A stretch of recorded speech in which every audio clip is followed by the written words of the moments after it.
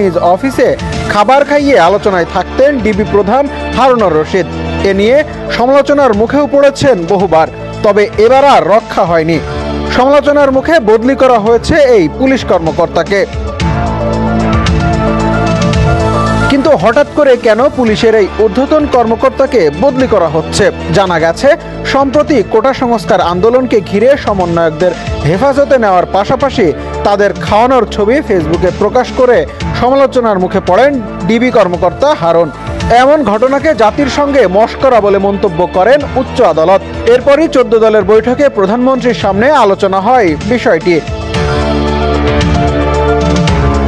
এখন প্রশ্ন হলো, কে হতে যাচ্ছেন নতুন ডিবি প্রধান? ঢাকা মেট্রোপলিটন গোয়েন্দা পুলিশের নতুন প্রধান হিসেবে দায়িত্ব পেলেন অতিরিক্ত পুলিশ কমিশনার আশরাফুজ্জামান। তিনি এর আগে ডিএমপির অতিরিক্ত কমিশনার হিসেবে লজিস্টিক, ফিনান্স অ্যান্ড প্রকিউরমেন্টের দায়িত্বে ছিলেন।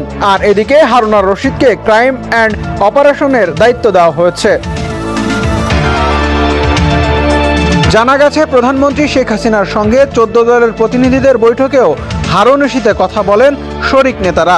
গণভবনে আওয়ামী লীগ সভাপতি ও প্রধানমন্ত্রী শেখ হাসিনার সঙ্গে বৈঠক করেন 14 দলের নেতারা। কোটা সংস্কার আন্দোলনের 6 সমন্বয়কের সঙ্গে খাবার গ্রহণের ছবি ডিবির হারুনের ফেসবুক পেজে পোস্ট করার বিষয়টি নিয়ে বৈঠকে আলোচনা হয়।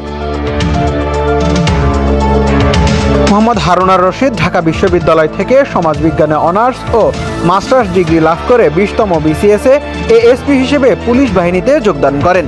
এরপর পদোন্নতি পেয়ে গাজীপুর জেলার পুলিশ সুপার হিসেবে যোগদান করেন। 2022 সালে হারুনুর রশিদকে ডিআইজি পদে পদোন্নতি প্রদান করা হয়। একই বছর ঢাকা মেট্রোপলিটন পুলিশের ডিবি প্রধান হিসেবেও নিযুক্ত করা হয় তাকে। এর আগে তেজগাঁও বিভাগের উপকমিশনার ও অতিরিক্ত উপকমিশনার হিসেবে কাজ করেছেন হারুনুর রশিদ।